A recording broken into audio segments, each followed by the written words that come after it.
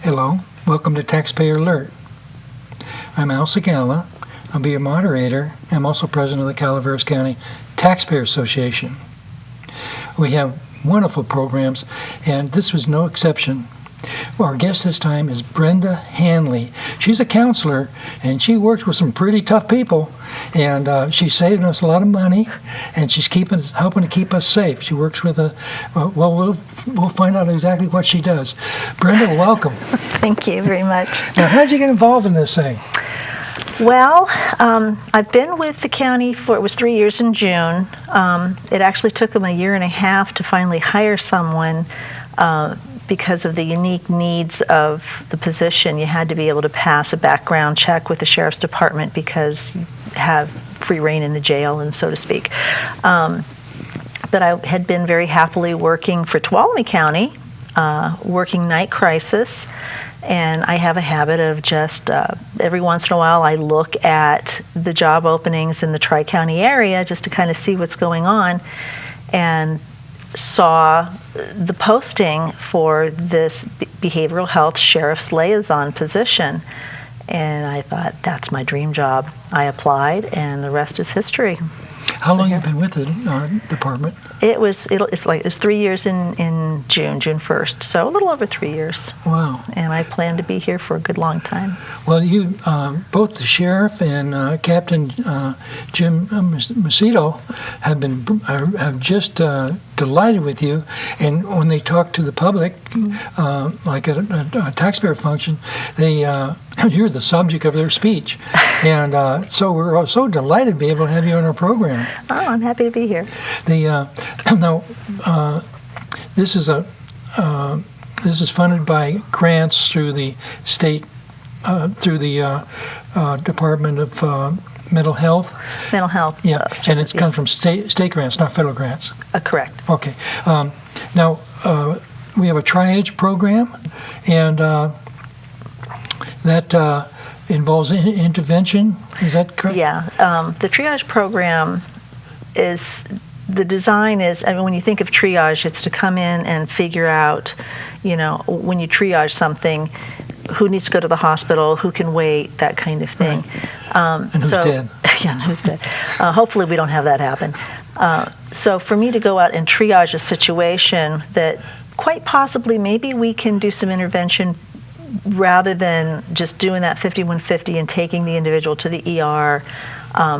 What's a 5150? A 5150 is a 72-hour hold where the individual doesn't have a choice about going in for evaluation, and if the 5150 hold is upheld by the clinician that's doing the assessment at the hospital, then we begin looking for psychiatric hospital placement, and that individual they basically have lost their civil rights because they're meeting criteria for either danger to self, danger to others, or they're gravely disabled, meaning they can't meet their own food, clothing, shelter due to a mental health issue. Right. So the idea is to be able to get them into the hospital and stabilized, return to the community, and get engaged in services to maintain stability. So that's the whole idea. If we can avoid that trip to the hospital by intervening sooner or avoiding an unnecessary 5150, because sometimes if you can kind of diffuse the situation a little bit and offer some resources, and then I come back the next day. Some of the other ways that I'm able to help the officers out in the field, because they're the ones who get the calls. Right. The call goes out 911, they send a deputy or a PD officer from Angels. I've had where they'll call me on the phone and say, hey, I'm not entirely sure about the situation so I can give them some advice, or actually have them put the person on the phone. I've done that before, and then I'll follow up. Ideally, every time that there is a 5150 type or mental health type issue call for service, it would be great if I could get in the car and go, but the reality is, if my deputy is already up in West Point, he can't wait 45 minutes for me to come from San Andreas. Right. So oftentimes, they may go ahead and write the 5150 because that's the prudent thing to do at the moment. But I always follow up. So if people do go into the hospital, I kind of monitor to see through our database at behavioral health, are they following up? If not, I'll give them a call. Hey, how are things going? And continue to encourage folks to come in for services.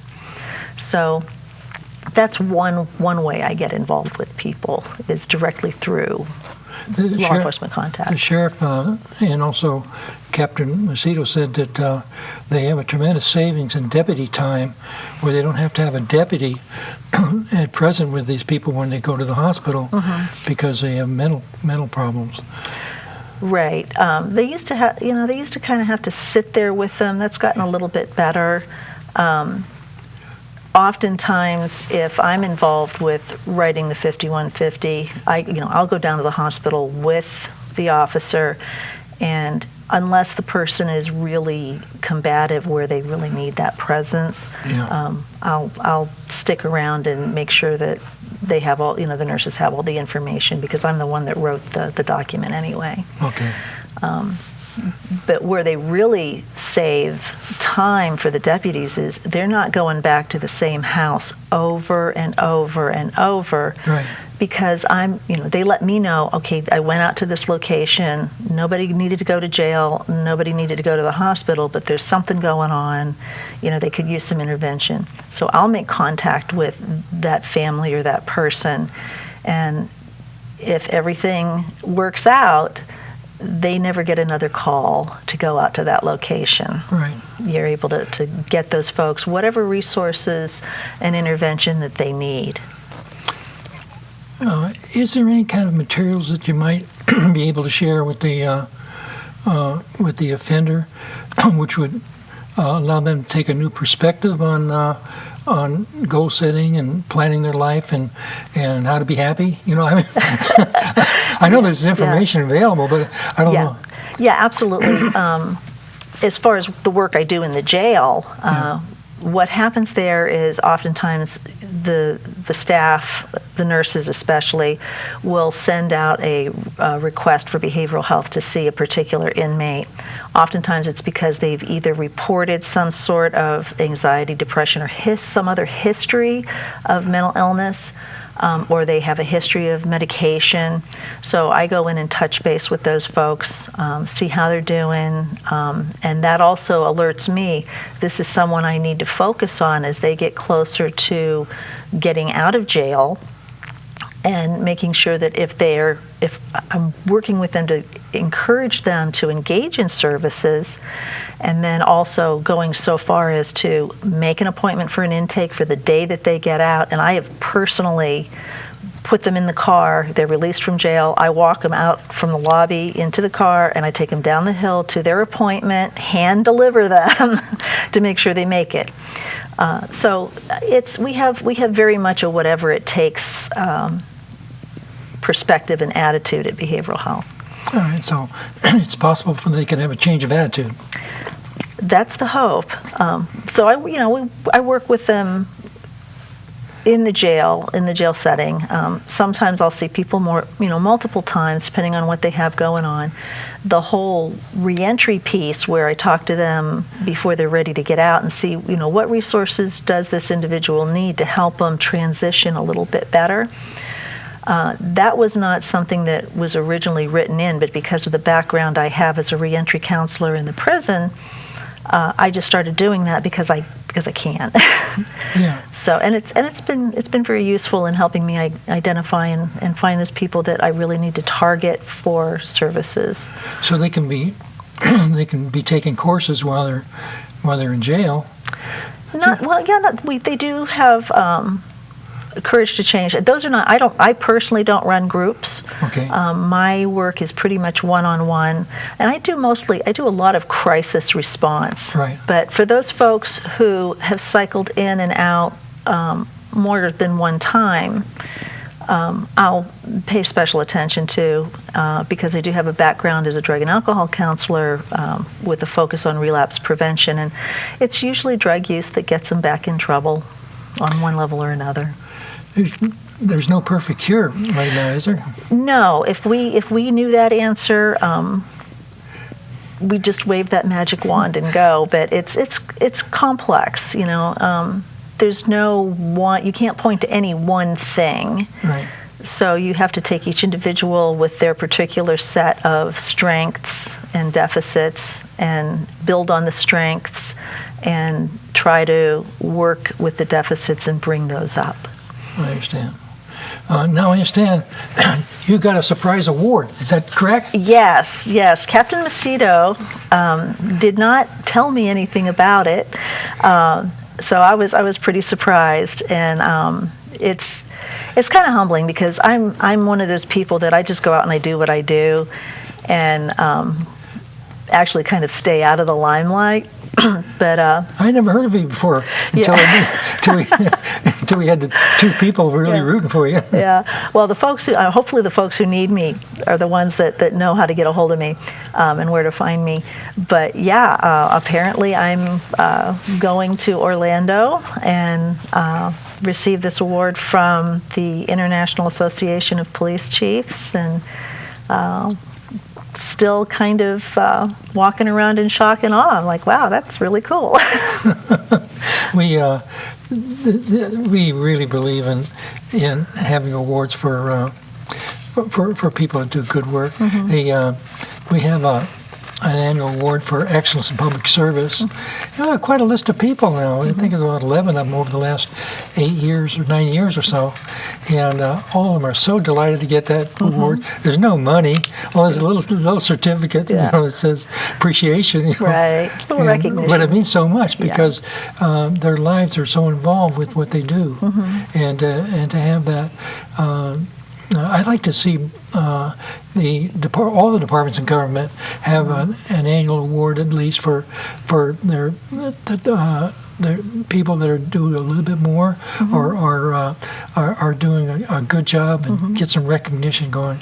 I think that it promotes morale. Oh, absolutely. And I think it's just great. Well, maybe that'll happen. Now the target population is in an area of discussion. Target population is what? So the folks that I'm going to mostly interface with out in the community are folks who aren't necessarily going to, on their own, come into the clinic and look for help. And there's a couple of reasons for that. Some of it is stigma. Nobody wants to be one of, quote, those people. And there's various organizations like NAMI and within the mental health community of providers and also consumers that are working really hard to erase the stigma so that, it's okay. If you have something going on, get help. If you had eczema, you would go to the doctor. If you have a mental health issue, get down to the mental health clinic. It's okay. So that's one barrier for people. Some people just don't know where to turn. And that's where I can come in as I like to call myself information central. So no matter what's going on in the family or with the person, I hope to have, if I don't have the answer, I know who does. I know where to send you. A good example of where it's not a mental health issue, but I get a lot of calls for is folks who have symptoms of dementia. Well, we can't work, that's not a mental health issue. You would think it would be, but it's an entirely different category of problem. So I make sure I have plenty of information about Alzheimer's support and things like that. So it's not just mental health. It's really whatever is going on that's causing disruption and creating calls for service for the police, because when people become combative, what else are you going to do? You know, Right. people don't know what else to do. You got to protect the public. And so that's where a lot of the cost savings come from. Are you still going to, you get that one call versus call after call over months and months because there's no intervention. Yeah. So you have that aspect. Now, as far as in the jail, I've actually been able to place people on a 5150 from the jail because they were going to be what we call cite and release, where they don't 5150 is the 72-hour hold. Okay. Because, you know, they get brought in, maybe initially the officers are thinking they're under the influence. A little time with them, you figure out, okay, there's something more going on here. And they're really not, you can't just turn them loose because they're not really able to, they're going to be right back because of their behaviors. So I've actually been able to put that hold and get the person transported to the hospital versus 3 years ago, before this program was in place, they would have had their 6 hours because they were possibly under the influence, and the correctional officers really would have had no other recourse, legal or otherwise, but to turn them loose, because that's all it is a 6-hour hold. And because Now, 5150 is a 3-day hold? Yes. It allows you to, it gives you the time to find the psychiatric placement once they have to get medically cleared, because Right. psychiatric hospitals aren't really equipped to deal with medical issues. So once they're medically cleared, then we start looking for placement in a psychiatric hospital. And that can actually take almost 3 days sometimes because there's such a shortage of hospital beds, not just in California, but across the country. We could really use a lot more facilities out there. Now, they would be in withdrawal during that period of time? I don't know. I've never experienced that. Yeah, well, it depends on what the issue is. I mean, when people come in who have been using meth, now that's a substance use issue, and they can present with symptoms where they look like they're psychotic, but I always tell the COs, well, let's give it 12 hours in a sandwich. In other words, let them sleep for tonight. Get some food. Get some food in them, and let me see how they present in the morning, or when I come back tomorrow. And if they're cleared up, okay, now we're going to have a conversation about your substance use. Right. Now there may be a mental health issue that's going along with it, but not necessarily. So that situation, I'm not going to place someone on a 5150 who basically they just need some sleep and some food and let the drug dissipate out of their system. They would go right back to the same environment. Well, yeah, with any luck, though, and it probably won't happen the first time I talk to them, but talking to them about your relationship with whatever substance it is that they're using and starting to have those conversations, and you never know when they decide that, okay, I'm tired of doing this. They know they can call me because I give everybody my card. Yeah. And it's like, if you need, call me. If there's anything I can do to help you out, you decide you want a program, let me know. Mm-hmm. And so that gives them a contact point. I'm building a rapport with them. They may come in and out several times before they decide to do something different, but that's okay. You're not a threat. You're like a big sister. Yeah, well, I hope so. I'm not as scary. Well, I don't know. There are those who might say I was almost as scary as the cops, but You don't have a gun. Yeah, no. But I have what I call the look over. I thought we talked about this, but yeah, That's a school teacher look. Yeah, but we have some folks who we see them more than once, and so you do begin to build a relationship and a rapport with them, so which is helpful down the line. You must have had some experiences in your work. Share a little bit about that with us. Oh my goodness gracious! Some of the behaviors that people get themselves into, and then once they they kind of stabilize, they shake their own heads. But, we've had some really, for me, very heartwarming successes. The very first person that was really a challenge for me, sweet young girl, but between mental illness and her drug use, I was seriously afraid that I was going to find out that they found her dead in a ditch somewhere. Right. And it took several months, but every time there was law enforcement contact, I wanted to know. I basically chased her from one end of this county to the other.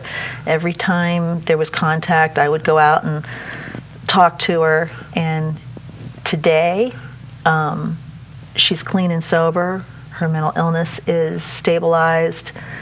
She's in a good relationship. I know of a couple of people who kind of are still in contact with her. I don't have any direct contact with her. But, here's a young lady that has her life back. So somewhere along the line, some mother has their daughter back. Wow.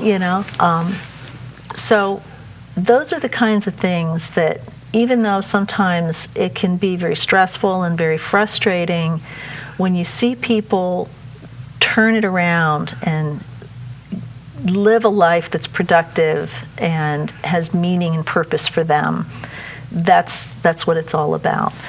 So beyond, taxpayer savings, there's that human element that's so important. Well, they're productive people. They become productive people. Mm-hmm. Yeah, and that young lady is going to live in my memory probably the rest of my life. I can understand that. So, any other stories that you experienced? Oh goodness! Well, because of my background working in the prisons, I probably have a slightly different approach than some folks. So, some of the inmates, because of over 3 years, you've watched them come in and out, and it's just even to the point of I walk in and I see them in the pod, and I kind of go, and they go, so we're going to talk. So yeah, it's still just very, very rewarding. If you ever want a real adventure, though, you need to go on a ride along with one of our deputies and end up having to go to West Point with lights and sirens and hanging on for dear life on the passenger side. I've done that a couple of times. I've actually done that. I was a chamber director, and we had a program called Leadership Calaveras County, and I was part of that. And we go to different parts of the industries in the county, including the sheriff, and we get the chance to ride along, and I enjoyed that. I thought it was really good, and we did. We had a tremendous race on the highway up to West Point. I don't know if West Point is a crime central, but certainly there's some that happened up there. Yeah. Well, the thing is, because it's just that road, and I was entertained because the very first time that happened. It was pretty early on when I started, and we're about halfway up, and the deputy looks at me and he goes, "Oh, by the way, you don't get car sick, do you?" And I thought, well, now's a good time to ask me. You got a barf bag? Yeah, because it's a pretty windy road. Yeah. But I did do a lot of ride-alongs, especially early on, because it was, you get to know people when you spend a couple hours in a car with them. Yeah. But I go to briefing every evening. Obviously not tonight, but as a general rule, almost every day I go to briefing. So I have a closer relationship with the graveyard officers, just because I literally see them. But I also try to go over to see the folks over at Angels Camp PD. They do their briefing at about 5. And what's a briefing? Well, that's where you review the previous 24 hours calls, talk about, if there's anything that they have going on. But the reason I go to briefing is because, again, they're the ones that are out there getting calls. They know who's where and what's happening in the community. And so they're able to fill me in on people that should be of interest to me. But the other side of that is I'm able to do kind of like this ongoing training, if you will. That sounds really formal, but sometimes helping them understand why people with mental illness do some of the things that they do, and sometimes specific, if there's specific people that they're running into, giving them some insight into how they can interact with them. Although I got to say, our deputies I find them phenomenal. When I've gone out with them, the way that they handle my folks, the folks that are not, they're having a tough time with their symptoms. They do a really good job. And I absolutely could not do what I do if I did not have those deputies and those Angels Camp police officers helping me find out what's going on out there. There would just be no way. So it's very important that I maintain those relationships with, and they're wonderful folks. I just love them. One of our recipients of our Excellence in Public Service Award is Eddie, our jail commander, and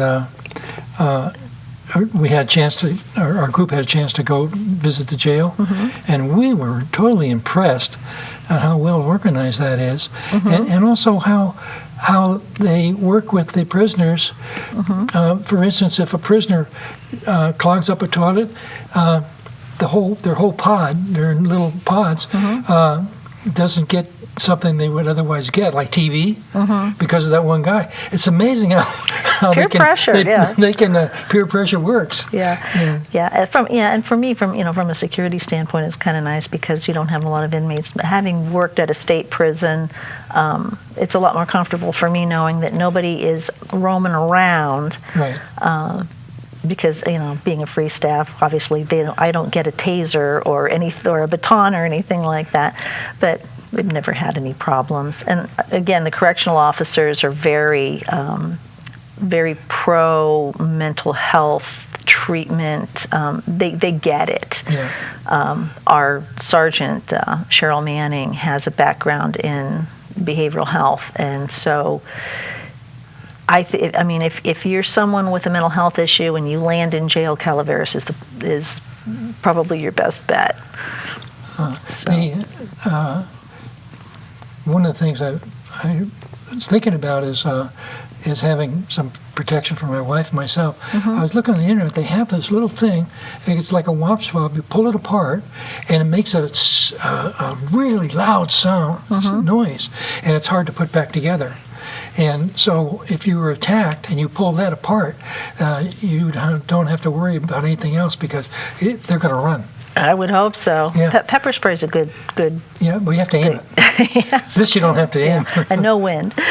Yeah, right. You don't want to blow it at yourself. Yeah, but I really don't have too many concerns. My grandmother, on the other hand, she wonders what in the world I'm doing what I do for a living. But she wants you to be safe. Yeah. Well, we want you to be safe too. I'm probably safer in jail than I am on the street. Well, hopefully. Sometimes I forget where I put my memory pills, so I got to be careful so that I don't go to get a 5150. Brenda, we're so glad to have you on board, and I think you'll find this program very interesting.